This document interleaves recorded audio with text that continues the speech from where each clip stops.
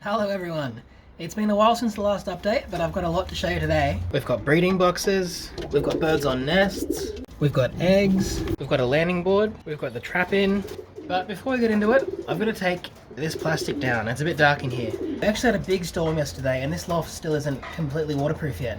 So I had to put the plastic up, but I'll take that down now and then we'll have a look at the birds. Alright, that's a bit better. You can see me a bit more clearly now. If Sydney ever reopens, I'm going to be able to get to the hardware store and fix up the rain shutters behind me, because at the moment when it rains this loft gets quite wet. It's a south facing loft and I'm going to have to fix that as soon as I can. But you might notice behind me I've managed to put some breeding boxes in, and there's a few next door as well, so let's have a look at them. So in this side of the loft I've currently only got these two up the top. There will eventually be two more there and two down the bottom. It is a little ratty at the moment because, like I said, we're still in lockdown and I've had to sort of cobble this together with some scrap wood and leftover metal, so it doesn't look great at the moment, but we really need to start breeding and this will do us for now. You've seen these guys before. This was the last pair that I finished breeding with at the start of the year. They had a late bred round.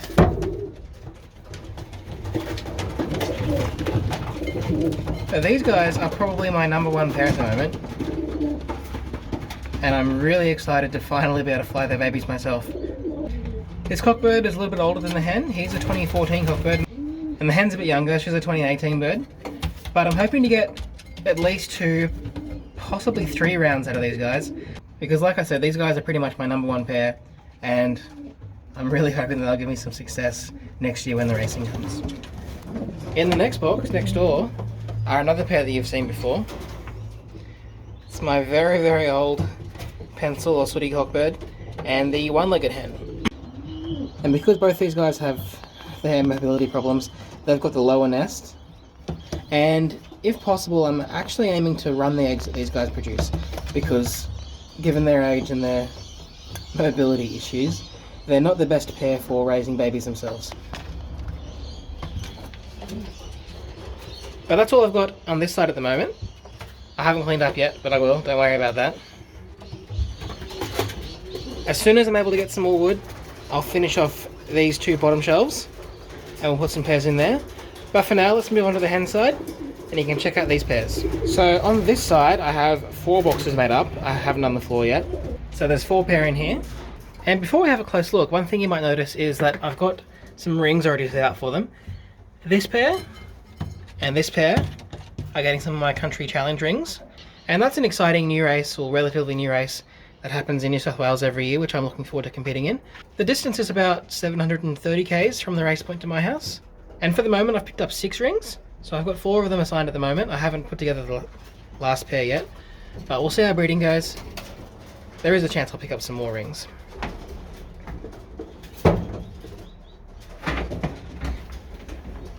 And then further down here, I've also set out rings for these ones, but these guys are just my normal club rings. But let's start at the top.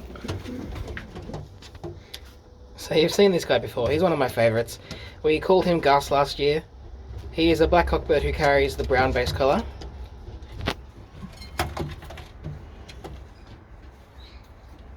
And his hen is this checker-pied hen. These guys were paired up last year. Actually, I don't think I got much of a chance to show you their babies towards the end of the year. But they've actually gone quite well in the races they've competed in, which is the reason I put them back together again. And it's the reason that I've chosen to give them the $10 rings. These guys have done well. They impressed me, and now they're getting another chance. And I'm showing my confidence in them by giving them these gold rings. Plus, if we're lucky, there's a chance that they'll produce us a little brown hen. And that'll be nice.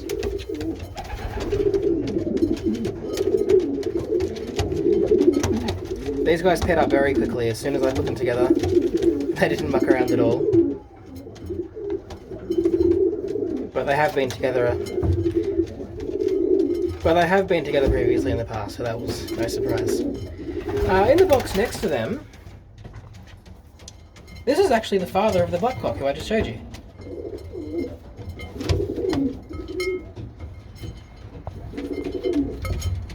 is a big old Van Loon cock, but he's paired up to a much smaller little long distance hen. She is a crested hen, and people always ask me if she's a crossbred fancy pigeon. No, she's not. Racing pigeons have crests. It's not the most common thing, but racing pigeons since the very beginning, since the 1870s, have always had crests in their gene pool. And this one just happens to be a crested pigeon. She's not a fancy pigeon, she's a pure racing pigeon. And I wouldn't be giving her young these gold bands if she was a fancy crossbred pigeon. Down below them, in the box below, actually is one of my colour projects. You've seen these guys before. This is the heterozygous barless cock, and here's the little checker-pied hen. This hen is actually the sister of the hen who is up here with the black cockbird. So as you can see, I am putting the very best I've got into my colour projects. The hen I'm using in this colour project is the nestmate sister of my gold ring pair. So I'm not mucking around with these guys. These ones are actually the parents of the young bird that I'll show you later in the video. They've messed up their nest at the moment, and don't worry about the mess on the floor. I just wanted to film a video before it gets too dark. I am going to be cleaning this up once I finish. And the final pair in this section are these guys, the recessive red pair.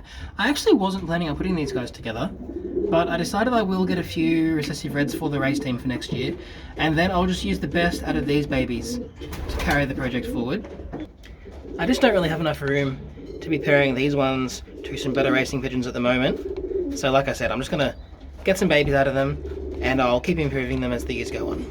Down here in the other boxes, things aren't moving quite as fast as I was hoping. These guys, infertile eggs.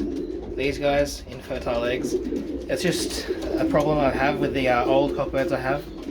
This guy's 14, that one's 12. I've been waiting a very long time to try and breed out of these guys, and it's difficult when they're old. It's a shame that it's taken me this long to be able to afford to keep the pigeons like this, but I really am hoping to get a few babies out of them if I can. Especially this guy.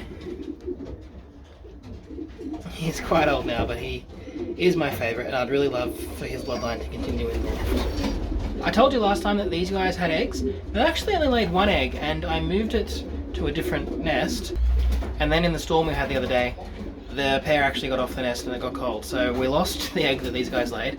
They should lay again in another couple of days, and hopefully they'll lay 2 eggs this time. These guys, I'm not sure what's going on over here. They're not that interested in each other. I might leave them together for another couple of days, and if we don't get any action, I'll swap the cockbird out, because I want to produce a couple of almonds and then move this hen on. Down here on the floor, these are the eggs from the brown grizzle and the black cock. They're not fertile. I'm going to take these eggs out and give them another go, and hopefully we'll have some more luck. I think it might just be because it was the first round of the season. The black cockbird filled all his eggs last year, and I'm expecting him to fill his eggs again this year. I think it was just a once-off that they didn't fill this time. And then finally for the breeding pairs, this guy is on eggs with his little black hen. Her sister in the box next door with the grizzle cock, they haven't laid yet, but they've mated up before, and they've been mating up ever since they've been in these boxes. So I'm expecting eggs any day. I'm not sure why they haven't laid yet. But that's about it for the breeding at the moment. I'm hoping to get the rest of the boxes put together as soon as I can. Let's have a look at the young bird that we have. So here is the one little young bird I have at the moment. It's a little bit funny that I only have one. I just messed up the timing a bit. Well, he's very good at the trap. He only learned how to use the trap yesterday, and he's already great at it. I'll go and catch him out and we'll give him another go. So you saw the parents of this little guy earlier in the video. It is a little bit annoying that I only have one young bird to train at the moment. It's just the way it worked out. But he's training very well, and he's definitely going to be able to teach the rest of the young birds how to trap. I'll go and get him again. So this landing board is only a temporary board. It's actually at the top of a pallet that I picked up off the side of the road. But I do need to train the young birds for now. So I needed something. And once the hardware stores open up again, I will get a much nicer landing board. But for the moment, I just need something to train this guy with. He doesn't want to do it this time. Hopefully it's not going to be too much longer until I have a nice little team of young birds to put with him. There's 12 pairs together at the moment, so that's potentially 24 babies that can join him in another month or so.